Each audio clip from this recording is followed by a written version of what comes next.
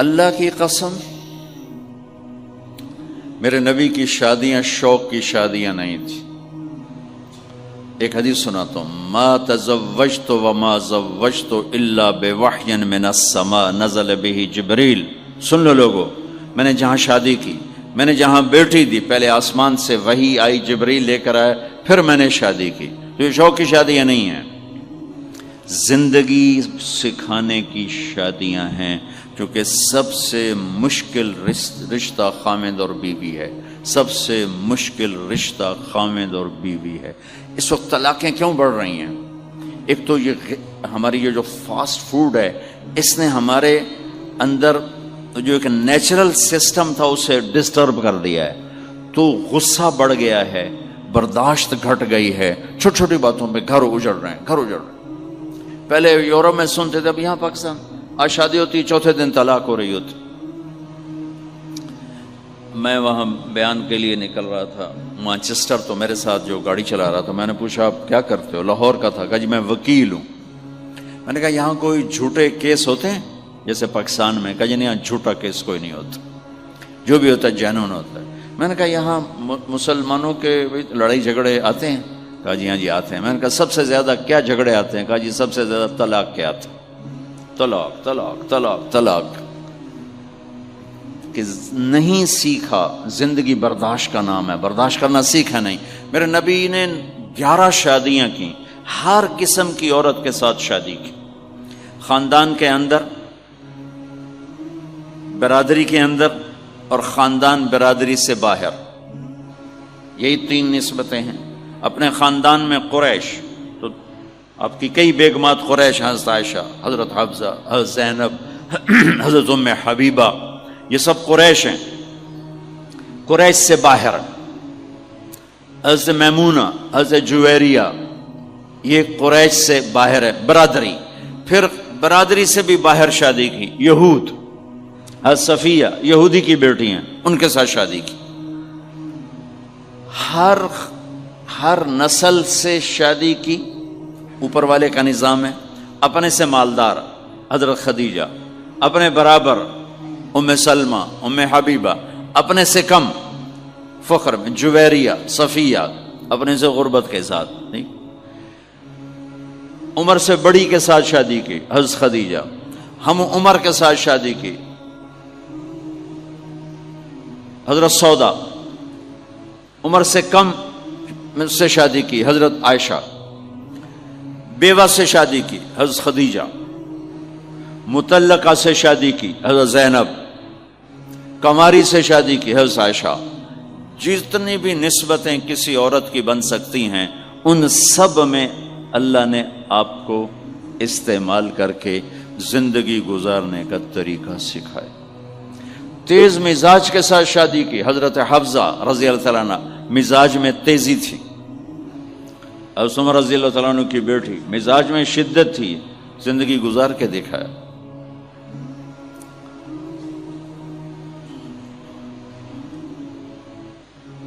ایک آپ کو حدیث سناتا ہوں، اللہ کی قسم صرف ہمیں سکھانے کے لیے.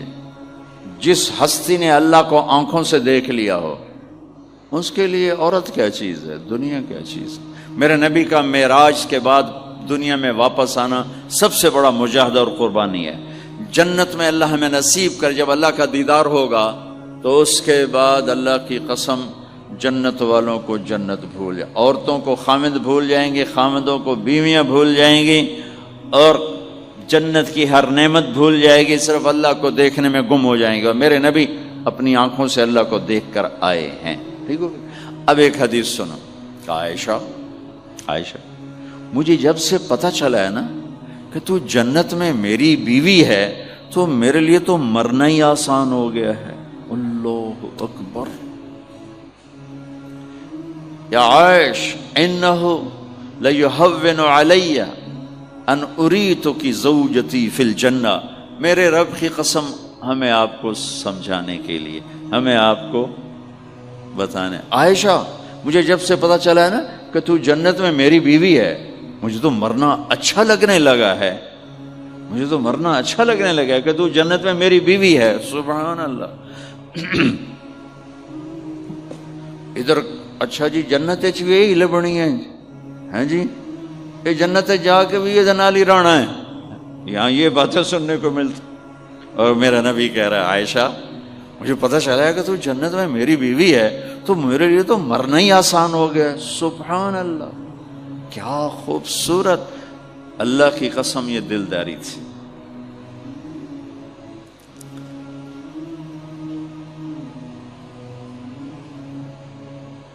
سب سے مشکل رشتہ خامد اور بیوی ہے، سینکڑوں آیات اس کے لیے اللہ نے اتاری، ماں باپ کے لیے چند آیات، اولاد کے لیے چند آیات، بہن بھائیوں کے لیے چند آیات، خامد اور بیوی کے لیے قرآن پڑھا ہے، پوری سورت اتاری ہے، اور سینکڑوں آیات اتاری، چونکہ ایک اس رشتے کی اہمیت، ایک اس کی نزاکت اور کمزوری کہ کوئی رشتہ ٹوٹتا نہیں سوائے خامد اور بیوی کے۔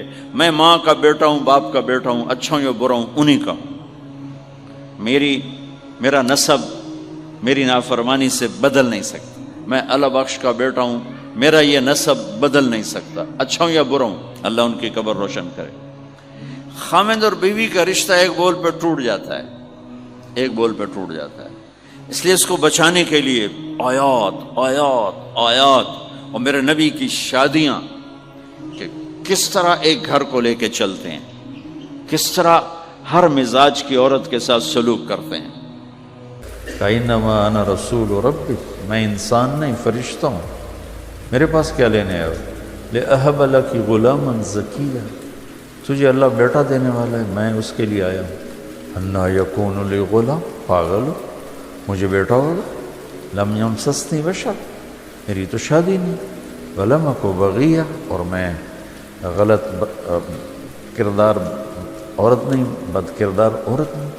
اور بیٹا پیدا ہونے کے دو راستے ہیں، حلال اور حرام، حلال میرا ہے نہیں، حرام میں کر نہیں سکتی، تو کیسے ہوگا؟ قال کذالک، کیسے ہی ہو جائے گا؟ قال ربک هو علی ہین، گلی کوئی نہیں، مسئلہ ہی کوئی نہیں، وَلِنَجْعَلَهُ آیَةً لِلنَّاسِ، وہ ایک نشانی بنے گا، وَرَحْمَةً مِنَّا وَكَانَ أَمْرًا مَقْضِيًّا، اور تیرے رب کی رحمت ہوگا، تیرے پیدا ہونے سے پہلے تیرا رب فیصلہ کر چکا تھا، تیرے پیٹ سے بن شادی کے بچہ دیکھ۔ تو اب وہ آگے بڑھے، وہ پیچھے ہٹے، پیچھے ہٹتے ہٹتے دیوار، اس سے آگے تو اب کو راستہ کوئی نہیں، تو جبریل آگے بڑھے اور ہاتھ نہیں چھوا، یہاں سے پکڑو، یہاں سے، اور دور سے پھونک مارو، پھونک اور بچہ کیا تعلق ہے؟ پھونک سے حمل نہیں ہوا، حمل ٹھہرا، پھر 9 مہینے چلا، پھر پیدا ہوا۔ بنو اسرائیل کی یہ روایات ہیں کہ حمل پہلے نطفہ بنا، پھر سارے پروسیس کے بعد جا کے پیدا ہو۔ قرآن اس کی نفی کرتا ہے، فَحَمَلَتْهُ، فا، فَانْتَبَذَتْ بِهِ مَكَانًا قَصِيًّا، پھر فا، فَأَجَاءَهَا الْمَخَاضُ إِلَى جِذْعِ النَّخْلَةِ، پھر فا آیا ہے، فا فا فا بتا رہا ہے کہ یہ ایسے ہو رہا تھا، ایسے ایسے۔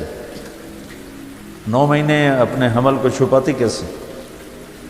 لوگوں کی باتوں کو جواب کیسے دیتے؟ منٹوں میں وہ ادھر اور ادھر ہم، اور ادھر بچہ بن گیا اور درد ذی بھی شروع ہو گیا۔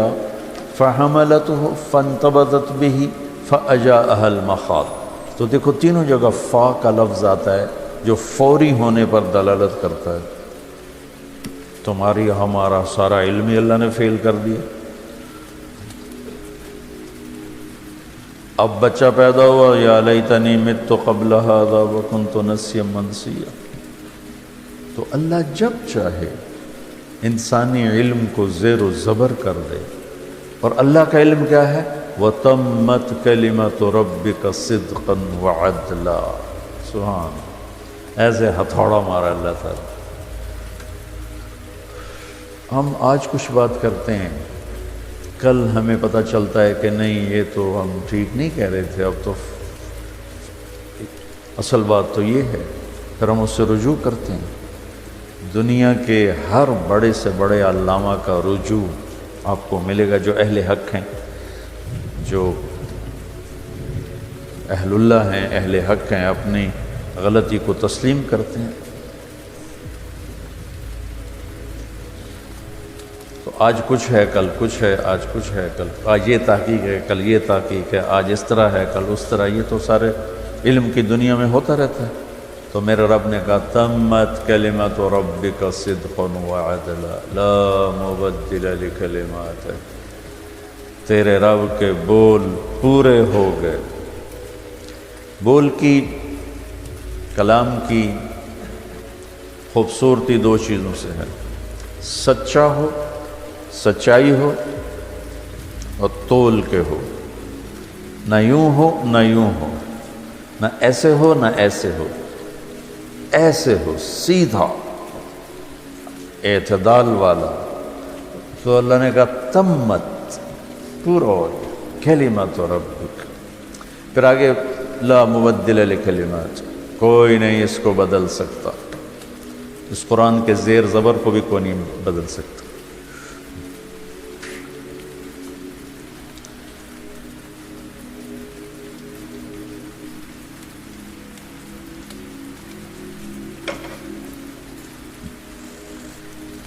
تو ہم اس قرآن کو تھوڑا تھوڑا روز، سارا تو نہیں بیان ہو سکتا، نہ ہی میں کوئی اتنا بڑا علامہ ہوں، جو تلاوت کے دوران چیزیں سامنے آتی ہیں وہ آپ بچوں کے سامنے بھی اور آپ کے ذریعے سے اور اس کیمرے کے ذریعے سے اپنے سارے بہن بھائیوں کے سامنے لانے کی کوشش کر رہا ہوں کہ صرف قرآن ہی ایسی چیز ہے جہاں سے جو روشنی ملتی ہے وہ کامل، مکمل، اکمل ہوتی ہے، اور اس کا جو نور ہے وہ میرے رب کا نور ہے، چونکہ یہ میرے رب کا کلام ہے۔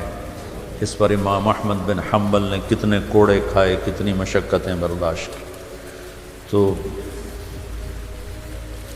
ہمت کی کمی کی وجہ سے سارے کو تو پھر میں لیتا نہیں، جو چیز میرے آتی ہے ذہن میں، سوچ میں، وہ میں آپ کے سامنے پھر۔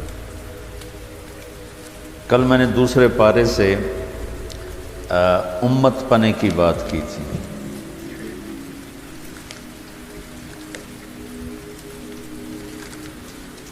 وَكَذَلِكَ جَعَلْنَاكُمْ أُمَّةً وَسَطًا۔ آگے ایک تھوڑی سی بات ہے، اللہ کے نبی کی تمنا تھی کہ قبلہ بیت اللہ ہو جائے اور بیت المقدس نہ رہے، وہ 14 کے 18 مہینے ادھر ہی نمازیں تھیں، تو اب بار بار اوپر دیکھتے تھے۔ تو اب اللہ نے یہ کہنا تھا کہ ہم نے آپ کا قبلہ پھیر دیا، اتنا ہی کہنا تھا، آپ ادھر منہ فرما لیں۔ قد نرى تقلب وجهك في السماء فول وجهك شطر المسجد الحرام، ہم آپ دیکھ رہے ہیں کہ بار بار آپ کی نظریں اوپر اٹھتی ہیں، تو آپ اپنا چہرہ بیت اللہ کی طرف پھیر دیں۔ تو مطلب پورا ہو گیا نا؟ بولو، کوئی اس میں کمی تو نہیں؟ اب اس میں ایک جملے کا اضافہ ہے جو میں نے نہیں پڑھا، قد نرى تقلب وجهك في السماء فول وجهك شطر المسجد الحرام۔ اگر میں یوں پڑھوں تو کوئی کمی بھی نظر نہیں آتی کہ شاید یہاں کوئی جملہ رہ گیا ہے، ایسا بھی نہیں، مضمون بالکل مکمل ہو رہا ہے۔ ہم آپ کو دیکھتے ہیں، بار بار اوپر نظر اٹھتی ہے، تو آپ اپنا چہرہ ادھر کر لیجیے۔ اس میں ایک جملے کا اضافہ ہے شان رسالت کو بیان کرنے کے، وہ ہے فَلَنُوَلِّيَنَّكَ قِبْلَةً تَرْضَاهَا، ہم ضرور آپ کا رخ ادھر پھیریں گے جس پر کہ آپ راضی ہیں اور خوش ہو جائیں۔ بچوں، جس کا خالق اسے خوش کرنے کی کوشش کر رہا ہو، تو ہم امت اسے ناراض کریں تو کتنا بڑا ظلم ہو۔ وہ رب خالق ہو کر کہہ رہا ہے کہ میں نے آپ کو راضی کرنا ہے، وَلَسَوْفَ يُعْطِيكَ رَبُّكَ فَتَرْضَىٰ، اور یہاں کہہ رہا ہے کہ فَلَنُوَلِّيَنَّكَ قِبْلَةً تَرْضَاهَا، ہم آپ کا چہرہ پھیر دیں گے ادھر جدھر آپ خوش ہو جائیں گے۔ تو امت کو تو زیادہ ضروری تھا کہ وہ اپنے محبوب کو راضی کرتی، پر ہم نے سارے انداز ہی آپ کے خلاف اپنا لی۔ تو اس آیت میں شان رسالت بہت عظمت کے ساتھ سامنے آتی ہے کہ اللہ تعالیٰ خالق ہو کر، مالک ہو کر، معبود ہو کر، سبحان الذی اسری بعبدہ، اللہ کہہ رہا ہے، بخلیلہ، برسولہ، بنبیہ، بحبیبہ، کوئی لفظ نہیں استعمال، بعبدہ، بڑی اونچی پرواز پہ لے جا رہے ہیں، تو اللہ تعالیٰ لفظ تواضع کا لا رہے ہیں کہ یہ میرا بندہ ہے، میرا غلام ہے، میں اس کا آقا ہوں۔ بلندیوں کا راستہ پستی سے طے ہوتا ہے، اوپر چڑھنا ہو تو جھک کے چلتے ہیں، اکڑ کے نہیں چلتے۔ ہاں جی، آکڑ کے ٹورو تو پیچھا ہی ڈھانا ہے، میں اتنے جا رہے ہیں، نال ہی پیچھا جاوے گا، وہ یوں جانا پڑتا ہے، یوں یہ این جاوے تو پیچھا ہی جاوے گا پھر۔ تو اس میں شان رسالت بہت خوبصورت بیان ہوئی ہے۔ اللہ کرے ہمیں اللہ اپنے محبوب کا عشق نصیب فرمائے۔ اور ہمارے ہاں عشق رسول کے عجیب عجیب انداز ہیں، کیونکہ علم و باج کرے فقیری، کافر مرے دیوانہ ہو سلطان باہو، سہ سہ وریاں کرے عبادت کولو، اللہ تو رہے بیگانہ ہو۔ تو وہ کہتے ہیں کہ علم کے بغیر فقیری کرنے والا وہ تو کافر دیوانہ ہو کے مرے گا۔ تو میرے نبی وضو فرما رہے تھے اور صحابہ پانی نیچے سے لے رہے تھے، زمین پہ نہیں گرنے دے رہے تھے، وہ کوئی سینے پہ مل رہا ہے، کوئی پی رہا ہے، کوئی منہ سے۔ ہم نے فرمایا ما یحملکم علی ھذا، یہ آپ لوگ ایسا کیوں کر رہے ہو؟ تو انہوں نے کہا جو حبا للہ ورسول، اللہ اس کے رسول کی محبت میں کر رہے ہیں۔ تو آپ نے فرمایا میں بتاتا ہوں محبت کیا ہے، اب اللہ کے نبی کی سن لو کہ محبت کہتے کسی ہیں، کون ہے محبت کرنے والا؟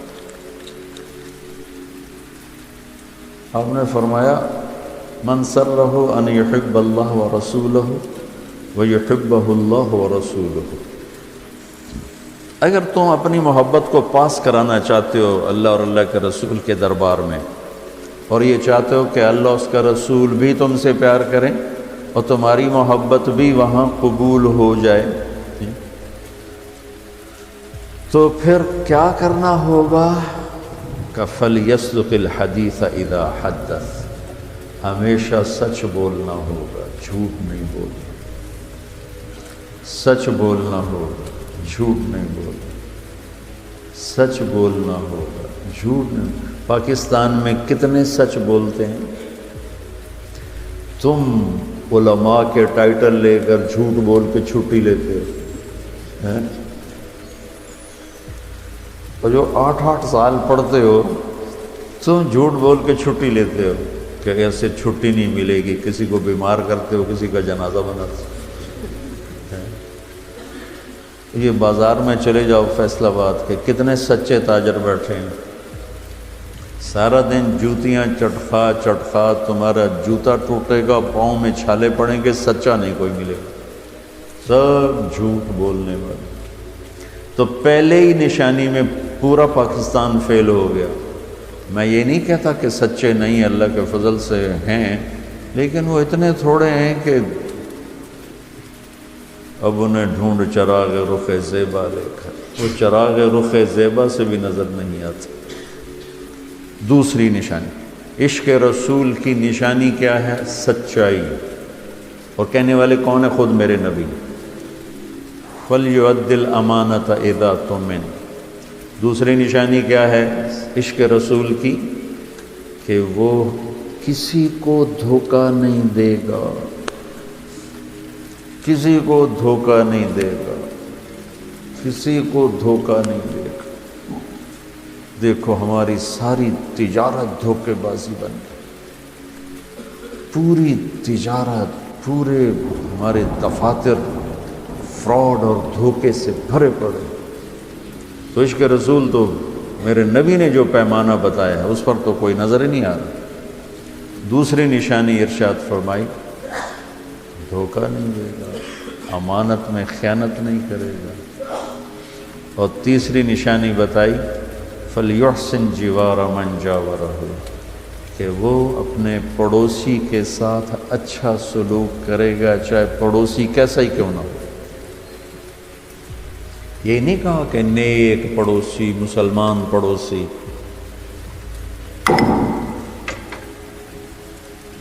ہمارا عجیب سلسلہ ہو گیا، یہ بہت گندا بندہ ہے، اس کو نہیں ملنا.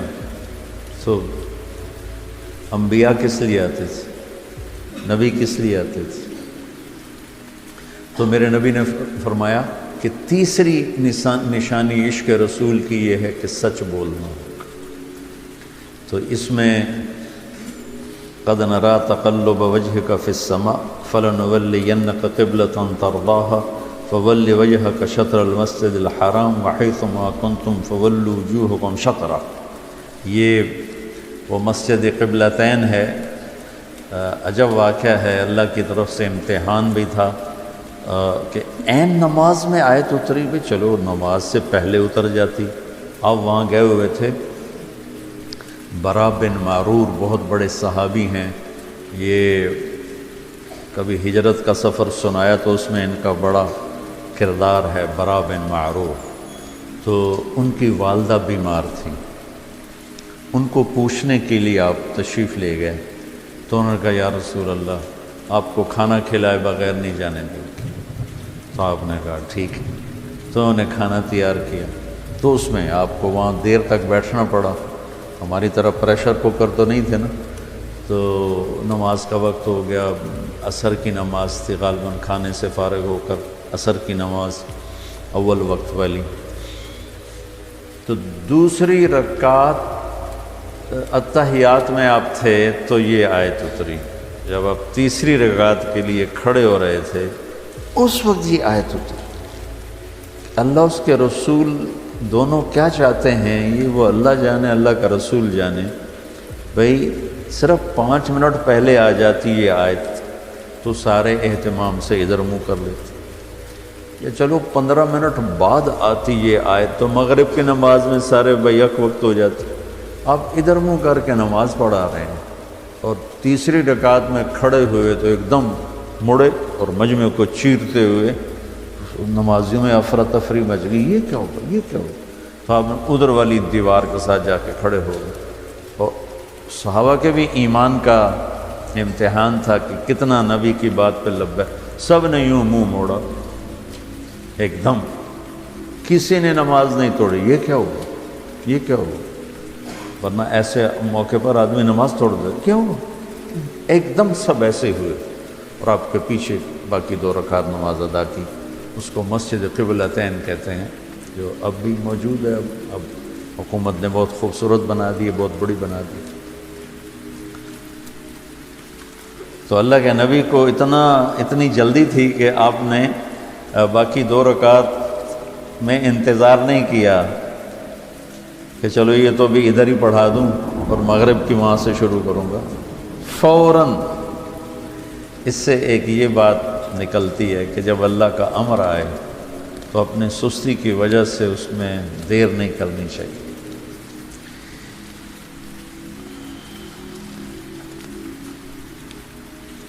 اس کے بعد روزے کی آیات ہیں.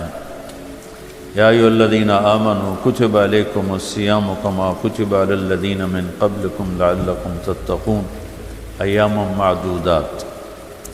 تو روزے کو فرض کیا گیا ہے. عربی میں صیام بھی مصدر ہے اور صوم بھی مصدر ہے. صوم کی جمع صیام بھی آتی ہے، اور صیام جمع میں بھی آتا ہے اور مصدر میں بھی آتا ہے. جب صوم ہے، کل قرآن میں صوم بھی آیا ہے، انی نذرت للرحمن صوما. صوم کا جو لفظ ہے یہ صرف کھانا پینا چھوڑنا اس کو بتاتا ہے. اور جو کتب علیکم الصیام، صیام کا جو لفظ ہے یہ صرف کھانے پینے کو نہیں روکتا، یہ سر سے لے کر پاؤں تک جسم کے ہر عضو کا روزہ رکھواتا ہے. صیام، آنکھیں غلط نہ دیکھیں، دماغ غلط نہ سوچے، زبان غلط نہ بولے، سینہ کھوٹ سے پاک ہو، دل نفرت سے پاک ہو، پیٹ لقمہ حرام سے پاک ہو، ہاتھ ظلم سے پاک ہو، پاؤں تکبر سے پاک ہو، شہوت زنا سے پاک ہو. اس طرح پورے اپنے وجود کا جو روزہ ہے اس کے لیے ہے لفظ صیام. اور یہ ایک ایسا عمل ہے جو بندے اور اللہ کے درمیان، اب صبح کا ٹائم ہے، ہم سارے بیٹھے ہوں، کس کو پتہ ہے روزہ ہے یا نہیں؟ اندر کمرے میں ہے، ٹھنڈا پانی ہے، فریج ہے، کھول کے پی لے، کوئی دیکھے نہیں پی رہا۔ یہ ادا اللہ کو ایسی پسند ہے کہ اس پر اللہ تعالیٰ نے کہا الصوم لی وانا اجزی بہی، یا الصوم لی وانا اجزا بہی، روزہ میرے لیے ہے اور روزے کا بدلہ میں خود ہوں، روزے کا بدلہ میں خود ہوں، اللہ خود روزے کا بدلہ بن جاتا ہے۔ اس پر تو کافی باتیں ہو رہی ہیں، اس میں آگے ایک بات آئی ہے جس کو میں اس وقت وہ بیان کرنا چاہتا ہوں۔ ہاں، ایک بات، وَإِذَا سَأَلَكَ عِبَادِي عَنِّي فَإِنِّي قَرِيبٌ أُجِيبُ دَعْوَةَ الدَّاعِ إِذَا دَعَانِ فَلْيَسْتَجِيبُوا لِي وَلْيُؤْمِنُوا بِي لَعَلَّهُمْ يَرْشُدُونَ۔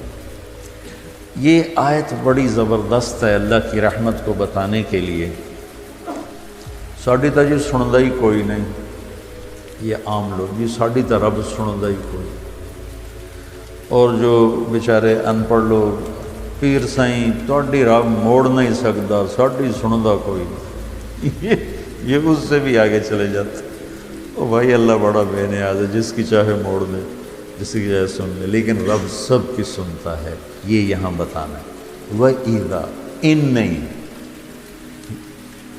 ان شرط ہے، اذا ظرفیت ہے، تو ان کی بجائے اذا، اذا سے ایک دم اللہ کی رحمت کا دروازہ کھلتا ہوا نظر آتا ہے۔ اذا سألک، عنی پہلے ہونا چاہیے، عبادی بعد میں ہونا چاہیے۔ جب میرے بارے میں میرے بندے پوچھیں، اللہ کو صحابہ نے سوال کیا، یسألونک یسألونک یسألونک، کتنا قرآن میں ہے، یسألونک عن المحیض قل هو اذی، یسألونک عن الانفال قل الانفال للہ والرسول، یسألونک عن الاہلہ قل ہی مواقیت للناس، یسألونک عن الیتامى قل اصلاح لہم۔ جتنے بھی صحابہ نے سوال کیے وہ آئے ہیں یسألونک، یہ آپ سے پوچھتے ہیں، ٹھیک ہو گیا؟ تو یا حبیبی یا محمد قل، آپ کہیے، یہ جواب، یہ سارے قرآن میں طرز ہے، 14 کے 18 دفعہ یسألونک کا لفظ آیا۔ صحابہ نے سوال کیا، اللہ کدھر ہے، قریب ہے تو مناجات کریں، دور ہے تو زور سے پکاریں۔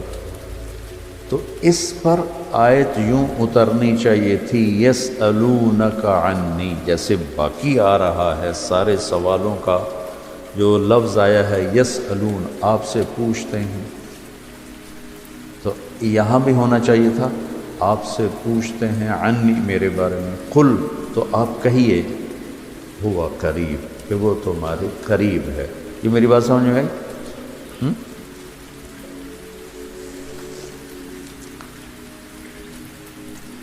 یہاں اللہ تعالیٰ نے وَإِذَا سَأَلَكَ، یسألون کا مطلب ہے کہ ابھی یہ جواب ہے، بعد میں بدل سکتا ہے۔ یسألونک عن کذا قل ہوا، تو یسألونک اور قل ہوا میں حتمی نہیں ہے، ابھی یہ بات ہے، کل کو بدل بھی سکتی ہے۔ اذا کا مطلب ہے کہ یہ ابدی جواب ہے، یہ جواب قابل تبدیل نہیں ہے، یہ آگے جو جواب آئے گا وہ ہمیشہ کے لیے۔ اب سنو، وَإِذَا سَأَلَكَ عبادی عنی، اپنے آپ کو بعد میں ذکر کیا اور اپنے بندوں کو پہلے ذکر کیا۔ اذا سألک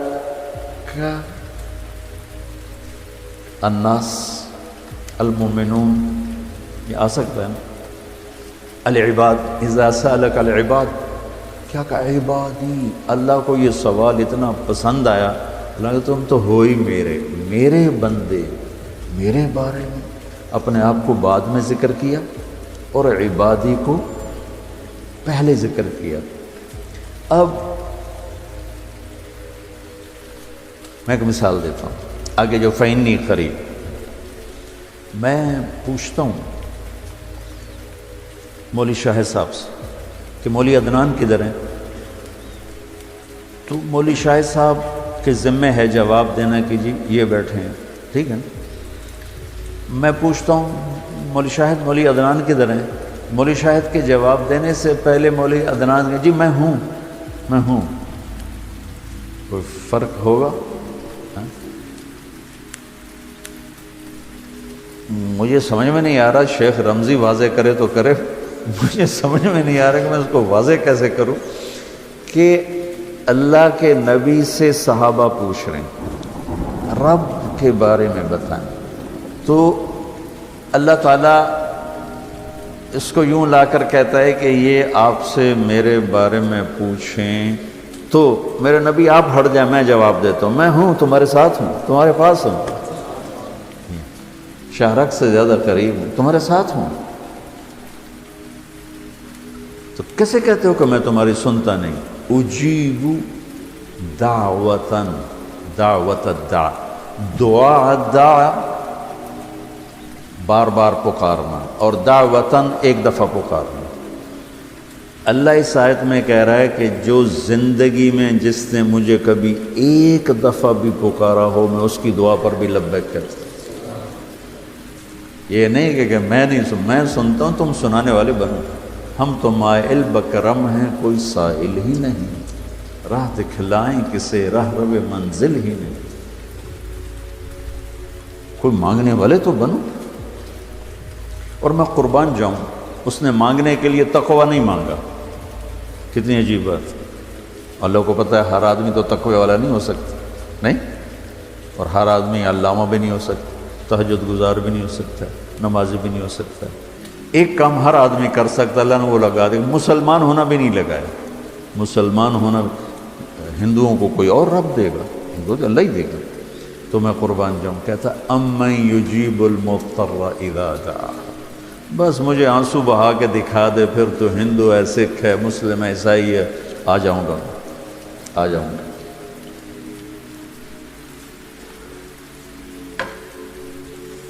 سب کی سنتا ہے، اجیب الدعوت الداع، ایک دفعہ بھی جو زندگی میں پکارتا ہے نا، اذا دعان، جب جس وقت اس کی زبان سے یا اللہ نکلے گا میں لبیک کہتا ہوا ہوں۔ تو اس آیت میں بڑی تسلی اللہ نے دی ہے، بڑی تسلی دی ہے کہ اللہ کو پکارو، اللہ سے، صرف اللہ سے مانگو، صرف اللہ سے مانگو۔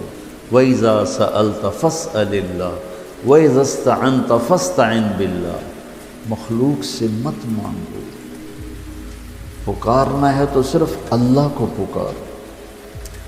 اللہ نے خوبصورت مثال دی، ان الذین تدعون من دون اللہ لن یخلقوا ذبابا، اللہ تعالیٰ فرماتا ہے مجھے چھوڑ کر میرے بنائے ہوئے بندوں سے مانگتے ہو، ان سے کہو ایک مکھی بنا کے دکھا دیں، اگر یہ ایک مکھی بنا کے دکھا دیں تو میں نے چھاڑ دے نہ تو کل مانگ لوے، ارے یہ مکھی کی ایک ٹانگ نہیں بنا سکتے، تو تم ان سے کیوں مانگتے ہو؟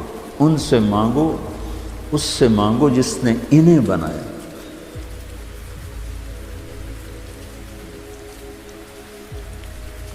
تو اس آیت میں اللہ نے بڑی تسلی دی ہے کہ تم مانگنے والے رو دھو کے میرے سامنے رونا سیکھ لو، کر دوں، مضطر بن کے دکھا دو۔ جیسے ہمارے ہاں دعائیں مانگی جاتی ہیں، ہاتھ ادھر ہوتے ہیں اور گا گا کے ربنا آتنا، یہ دعا ہے؟ یہ تو دعا کا مذاق ہے، اس کو دعا کہتے ہیں۔ اور پیچھے نمازیوں کو کوئی ہوش نہیں ہوتا کہ مولوی صاحب کیا دعا مانگ رہے ہیں۔ دعا تو ایک پکار، ایک فریاد ہے، عرش کو ہلا دے، اگر کوئی تڑپ کے اللہ کو دکھا دے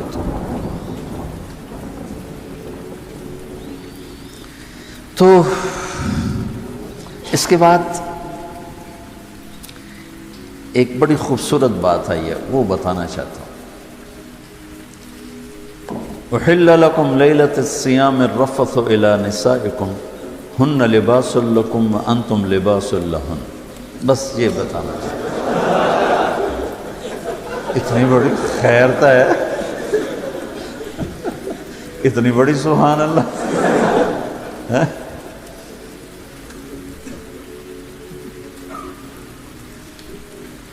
دنیا میں جو اللہ نے رشتے بنائے ہیں ان میں سب سے اہم بنیادی بڑا رشتہ خامند اور بیوی ہے۔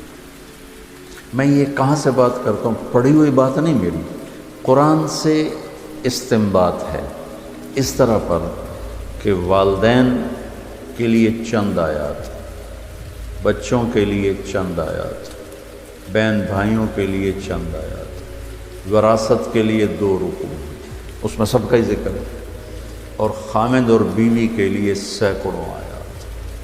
اسی صورت میں اسی پارے میں آگے جا کر 13، 14، 15 3 رکوع مسلسل خامد بیوی خامد بیوی خامد بیوی کہ جھگڑا ہو گیا ہے اور صلح نہیں ہو رہی، طلاق تک نوبت پہنچی ہے، تو اللہ نے طلاق دینے کا بھی طریقہ بتایا۔ اور خامد اور بیوی کے رشتے کے لیے پوری سورت اللہ تعالیٰ نے اٹھائی، وہ سورت بقرہ کو بھر دیا ہے، سورت آل عمران بھری پڑی ہے، سورت نساء بھری پڑی ہے، سورت مائدہ بھری پڑی ہے کہ 2 زندگیاں کس طرح خوبصورت انداز میں زندگی مکمل کریں، چونکہ یہ اس رشتے پر آگے نسل قائم ہوتی ہے، نسل وجود میں آتی ہے، تو اس کو سب سے زیادہ اللہ نے کھول کے بیان کیا۔ اور ہمارے نبی کی 11 شادیاں کا مقصد کوئی آپ کو عورتوں کی رغبت نہیں تھی 25 سال کا نوجوان 40 سال کی بیوہ سے شادی کرے، جو 2 دفعہ بیوہ ہوئی، 1 دفعہ منگنی ٹوٹی۔ ورقہ بن نوفل سے منگنی ٹوٹی حضرت خدیجہ کی، منگنی ٹوٹنا بھی ایک قسم کا کہانی بن جاتی ہے، افسانہ بن جاتا ہے عورت کے لیے، کیوں ٹوٹ گئی۔ ابو حالہ سے شادی ہوئی، 1 بیٹا 1 بیٹی۔ ابن عابد سے شادی ہوئی، 1 بیٹا، ابو حالہ بھی فوت ہو گئے، پھر شادی ہوئی تو ابن عابد وہ بھی فوت ہو گئے، اور حضرت خدیجہ رضی اللہ تعالیٰ عنہ 40 برس کی عورت ہیں اور آپ 25 برس کے نوجوان ہیں، اور آپ ان سے شادی کر کے زندگی کے 25 سال ساتھ گزار دیتے۔ حدیث سنا دیتا ہوں، لمبی بات نہ ہو جائے۔ ما تزوجت وما زوجت الا بوحی من السماء نزل به جبریل۔ لوگوں، میں نے جہاں شادی کی، میں نے جہاں بیٹی کی شادی کی، پہلے جبریل نے آ کے اللہ کا حکم سنایا، پھر میں نے شادی کی۔ تو آپ نے 11 شادیاں کی، اللہ کی قسم میں کھا کے کہتا ہوں، زندگی سمجھانے کے لیے، کیونکہ نماز پڑھنا تو آسان ہے، 1 لوٹا پانی چاہیے، 10 منٹ چاہیے، تراویح بھی کوئی مشکل مسئلہ نہیں ہے۔ میں نے ابھی 2.5 پارے سن کے آ کے آپ کے پاس بیٹھا، کیونکہ میں الگ سنتا ہوں، تو 1.5 گھنٹہ 1.25 گھنٹے میں 55 منٹ میں 50 منٹ میں، 1 دفعہ میں نے 10 پارے سنے، 2 دفعہ 10 پارے سنے، تو 5-6 گھنٹے میں فارغ ہو گئے۔ لیکن جو زندگی ہوتی ہے، جو شادی ہوتی ہے، وہ پوری زندگی کا معاملہ ہوتا ہے، وہ صرف وقتی کام نہیں ہوتا ہے کہ اللہ اکبر 4 رکعت بعد سلام پھیرا فارغ ہو، صبح سے شام تک روزہ رکھا فارغ ہو، 5 دن میں حج کیا فارغ ہو، جیب سے نکال کے پیسے دیے زکوٰۃ سے فارغ ہو گئے۔ لیکن میں نے زندگی کس طرح گزارنی ہے؟ کسی کی بیٹی میرے ساتھ جڑنے لگی ہے، اور عورت کسی کا بیٹا اس کے ساتھ جڑنے لگا ہے۔ اب یہ لڑکا کسی اور گھر میں ہے، لڑکی کسی اور گھر میں ہے، اس کی اپنی عادات ہیں، اس کی اپنی عادات ہیں۔ یہ دونوں کس طرح چلیں، اس پر قرآن نے سینکڑوں آیات بیان کی، اور یہ میرا المیہ ہے، میرا دکھ ہے، اور پوری قوم کا المیہ ہے کہ ہم نے لوگوں کو معاشرت نہیں سمجھائی، عبادات عبادات عبادات عبادات۔ میں کہا کرتا ہوں، مدرسے والے فقہ کے پیچھے ڈنڈے اٹھا کے چلتے رہے، اور تبلیغ والے بستر کے پیچھے ڈنڈے اٹھا نکلو نکلو نکلو نکلو، اور مدرسے والے فقہ فقہ فقہ فقہ فقہ، خانقاہی والے ذکر ذکر ذکر ذکر ذکر، جس چیز کی کوشش کی وہ وجود میں آ گئی۔ فقہ ہماری ضرورت ہے تو وجود میں آ گئی، اور تبلیغ کے لیے نکلنا، لوگوں کو اللہ کی بات سنانا ہماری ضرورت ہے، جب کوشش کی تو وہ چیز وجود میں آ گئی۔ اور تزکیہ ذکر کے بغیر نہیں ہو سکتا، صحبت کے بغیر نہیں ہو سکتا. جب اس کی کوشش کی گئی تو وجود میں آ گئی. لیکن ایک خلا باقی رہ گیا جس کو بولا نہیں گیا کہ بیوی سے سلوک کیسے، ماں باپ سے سلوک کیسے، اولاد ہو تو بچوں کے ساتھ سلوک کیسا ہو. تو وہاں خلا آ جاتا ہے. وہاں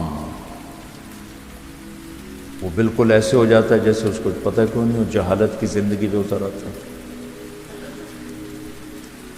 تو میرے اللہ نے کیا خوبصورت انداز میں بات سمجھائی ہے. ہن لباس لکم، پہلے انہیں ذکر کیا پھر تمہیں بعد میں ذکر کیا.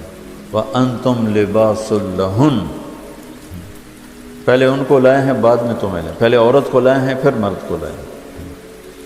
عام طور پر مجھے نا وہ اب تو میں ڈاک پڑھتا ہی نہیں ہوں تو موقع ہی نہیں ملتا، لیکن ان میں خطوط آتے ہیں کہ آپ صرف عورتوں کے پیچھے پڑے ان کے بیان کرتے ہیں حقوق کا، مردوں کے بیان ہی نہیں کرتے. میں دونوں بیان کرتا ہوں، لیکن عورت کمزور ذات ہے اور اس پر ظلم اور زیادتی کی ہے انتہا ہے.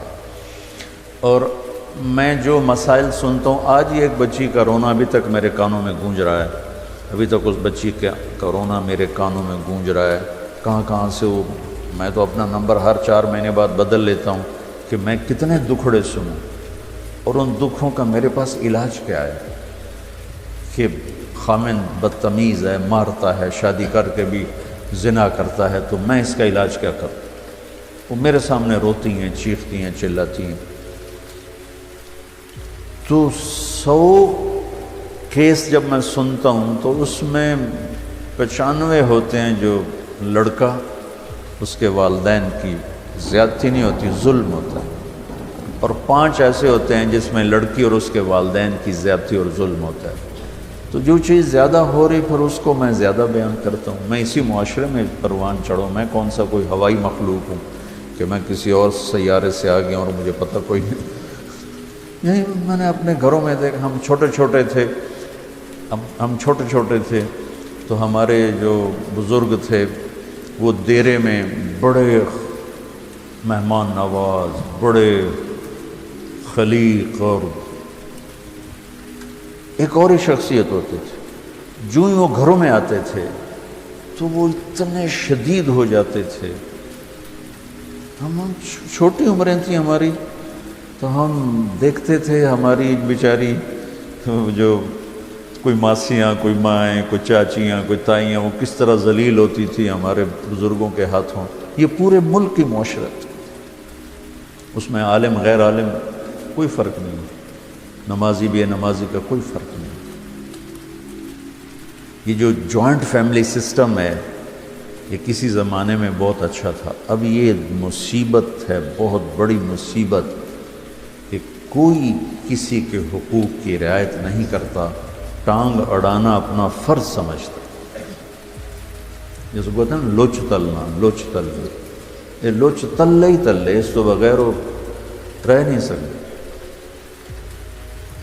ہماری ایک دھوبن تھی ماسی خاتون، وہ کہتے ہوئے تھی میں سب نو متی دیونی، مینو کوئی متی دیون والا نہیں جمیا. مت کہتے ہیں سمجھانا. وہ کہتے تھے مینو کون سمجھا سکتا، میں سارے تو وادو سمجھی ہوئی ہاں، میں تمہیں سمجھاونا ہے. شریعت اس کا تقاضا کرتی ہے کہ بچہ و بچی الگ زندگی گزارنا چاہیں تو ان کو والدین ان کو گنجائش دیں. اگر اس کی گنجائش نہیں ہے، مطلب میری شادی ہوتی ہے، میری بیوی مجھ سے کہتی ہے کہ مجھے الگ گھر چاہیے اور میرے پاس پیسے ہیں تو میں اس کو لے کر دوں گا، یہ اس کا میرے اوپر حق ہے. اگر میرے اتنی گنجائش نہیں ہے تو میں اس کو کرائے پر لے کر دوں گا. جیسے عرب میں، شیخ اپنے رمزی سے پوچھ لو، تمہارے استاد عرب ہیں، جب تک لڑکا الگ گھر نہیں بناتا شادی نہیں ہوتی. شیخ حق ما اقول، چاہے کرائے پر لے الگ رکھے. کیا وجہ ہے کہ اس بچی نے گھر چھوڑ کے آنا ہے، اور اگو کتھائیں ماسی بیٹھی ہوئے، کتھائیں دادی بیٹھی ہوئے، کتھائیں پھوپھی بیٹھی ہوئے، کتھائیں بہن بیٹھی ہوئے، کتھائیں چاچا، کتھائیں دادا حکا گڑکندہ بیٹھا ہوئے. وہ بیچاری تو مسلی گئی. تو میری ماں نے نہیں پوچھا، تو میرے ابے نے نہیں پوچھا، تو میری ماسی نے نہیں پوچھا، تو میری بہنوں نے نہیں پوچھا. میں کوئی باہر سے آیا ہوں جو مجھے پتہ نہیں؟ تو اس لیے شریعت کیا کہتی کہ الگ گھر، تاکہ دو زندگیاں چلنا تو آسان ہے، اور ایک زندگی آ کر 10 زندگیوں سے ملے تو وہ تو مصیبت ہے۔ جب کبھی حسن سلوک تھا تو بہت اچھا تھا، اب تو یہ ایک عذاب ہے۔ پھر وہ کیا کرے، اگر الگ کرائے پر بھی نہیں لے کے دے سکتا تو پورشن اپنے گھر میں الگ اس کو کر کے دے، 2 کمرے ہوں، ٹوائلٹ ہو، کچن ہو، اس کی پرائیویسی ہو، اس کی علیحدگی میں اپنا میاں بیوی بیٹھ سکیں، بات کر سکیں۔ اگر اس کی بھی گنجائش نہیں تو 1 کمرہ، 1 کچن، 1 ٹوائلٹ، یہ حق کے واجب۔ اگر اس کی بھی گنجائش نہیں تو پھر تسبیح پڑھے تھے، روزے رکھے، کسی دی بیٹی تو برباد نہ کرے۔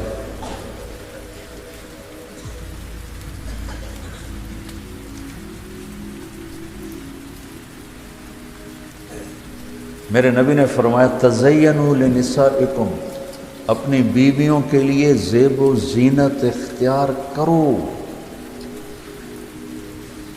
تزینوا لنسائکم، اپنی بیویوں کے لیے زیب و زینت اختیار کرو کہ ان اول فتنۃ فی بنی اسرائیل، بنی اسرائیل میں عورتیں غلط راستوں پہ اس وقت چلی جب ان کے خامدوں نے اپنے آپ کو سنوارنا چھوڑ دیا تو وہ غیر مردوں کی طرف مائل ہو گئی۔ اور ایسے ہی عورتوں کے لیے کہا اشارتاً، آپ نے فرمایا کہ ان الحور عین لتتزین لزوجها کما تتزین ام سلمہ لرسول اللہ، سبحان اللہ۔ فرمایا کہ آپ نے فرمایا کہ جنت کی حوریں اپنے خامند کے لیے ایسے میک اپ کریں گی جیسے ام سلمہ میرے لیے میک اپ کرتی۔ سبحان اللہ، میرے نبی دین سکھا رہے ہیں، یہ دین بتا رہا ہوں۔ اب جس لڑکی نے جا کے سارا چولہا سنبھالنا ہے تو میک اپ کے وہ تو انہیں توے دی سائے منہ مل کے آ جائے۔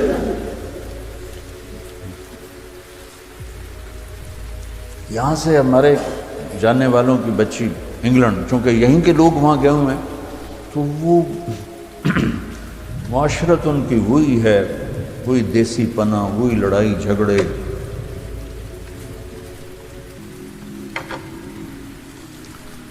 وہ لڑکی سارا دن ساس سسر کی خدمت کر کر کچن نہ نکلے، اس کا خامند کہا کوئی میرے لیے بھی تو ٹائم دے بابا، تو میرے لیے آیا نہیں، امی یہ کہہ رہی ہیں، ابو یہ کہہ رہے ہیں، امی یہ کہہ رہی ہیں، ابو یہ کہہ رہے ہیں۔ اس نے کہا تو امی ابو کی خدمت کرو، اس نے جا کے دوسری شادی کر دی۔ پھر وہ روئے۔ تو بچوں میری باتیں اوپری سی ہیں، چونکہ کوئی یہ باتیں کرتا نہیں، لیکن میں اللہ کے فضل و کرم سے کوئی بات شریعت سے ہٹ کر اپنے میرا یہ رائے ہے اور میری یہ رائے نہیں ہے، میں یہ قرآن سامنے پڑھو۔ ہن لباس لکم وانتم لباس لہن، تیری بیوی تیرا لباس ہے،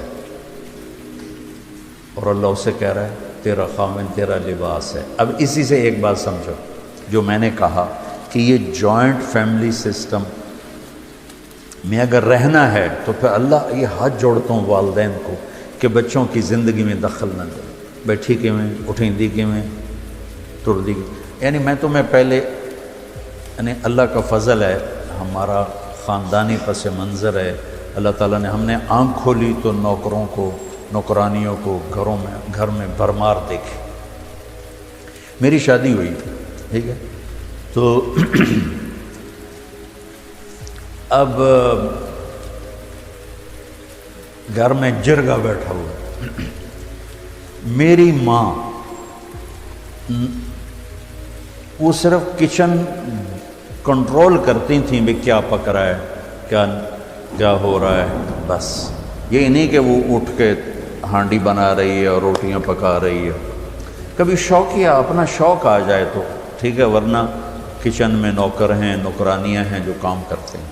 میری شادی ہوتی ہے، میری بیوی بھی وہاں اسی گھر میں چلی جاتی ہے، تو اب ساریاں چاچیاں ماسیاں بیٹھی ہوئی، ماں تیری چولہے تے سڑدی پئی ہوندی ہے تے بیگم تیری ٹھک تے منجی تے بیٹھی ہوندی ہے۔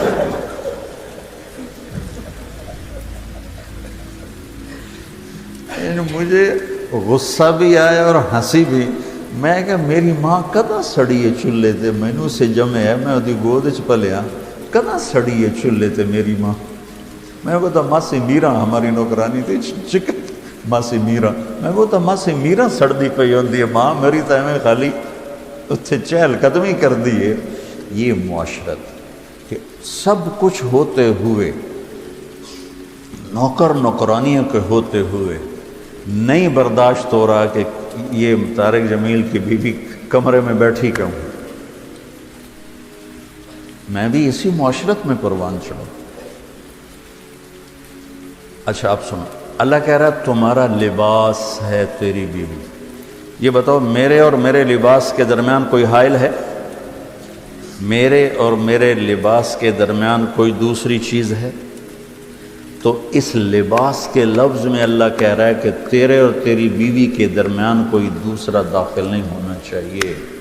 وہ چاہے ماں ہو, چاہے باپ ہو, چاہے وہ بھائی ہو, وہ خالہ ہو, وہ ماسی ہو, جو بھی ہو, وہ نہیں داخل ہو سکتی. لباس کیوں کہہ رہا ہے اللہ تعالیٰ؟ تو میری ماں دے ابو نہیں بولنا, تو میری ماں نے روٹی نہیں پوچھی, وہ پٹائیاں ہو رہی ہیں, مار رہے ہیں.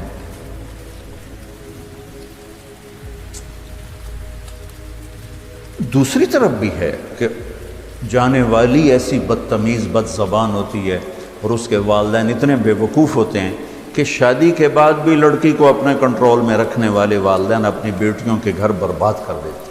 یہ کیسز بھی ہیں. شادی کر لی, اب خامد اور اس کو زندگی گزارنے دو, پیچھے سے ماں اس کے کان مروڑتی رہتی ہے تو اپنی بیٹی کا گھر خود ہی برباد کر دیتی.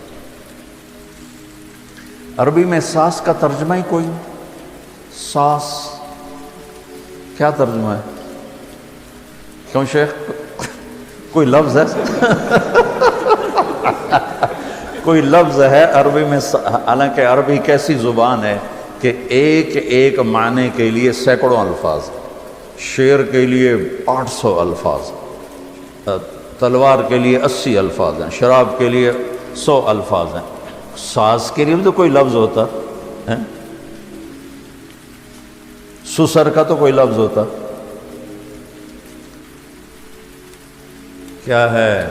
ام الزوج, ام الزوجہ, ابو الزوج, ابو الزوجہ, مضاف الیہ جوڑ کے نام بنا. نام کوئی نہیں ہے کہ میرے اوپر میرے والدین کا حق ہے, میری بیوی پر کوئی حق نہیں.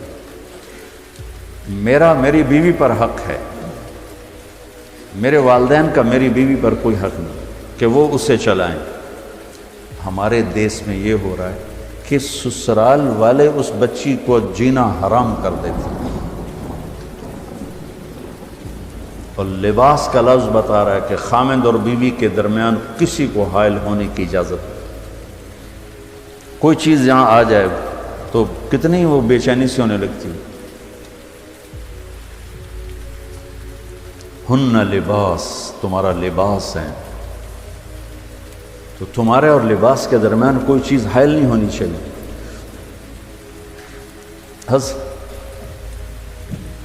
عائشہ رضی اللہ تعالیٰ, حفصہ,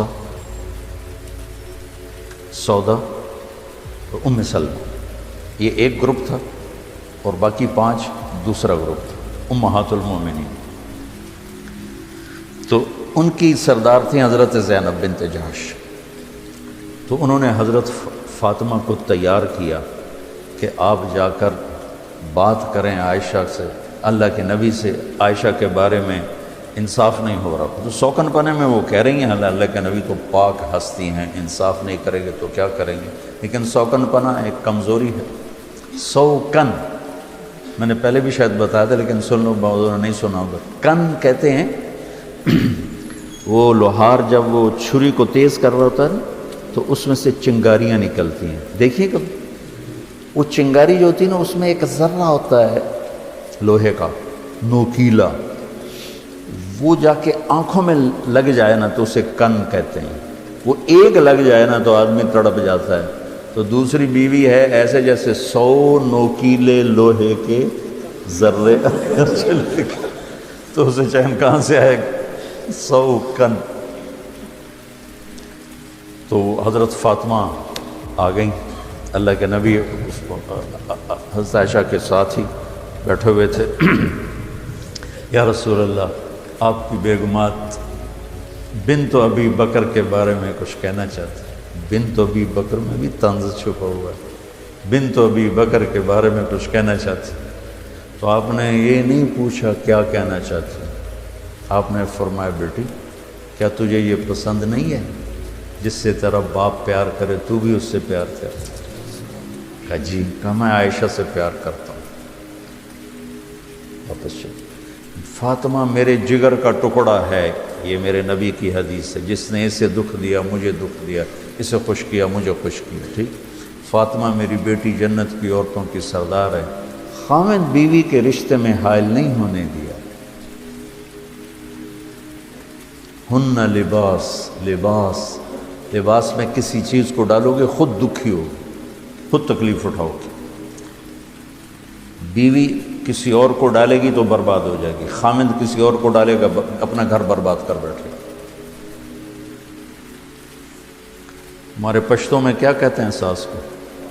خوف ہے، وہ کتنا خوفناک لفظ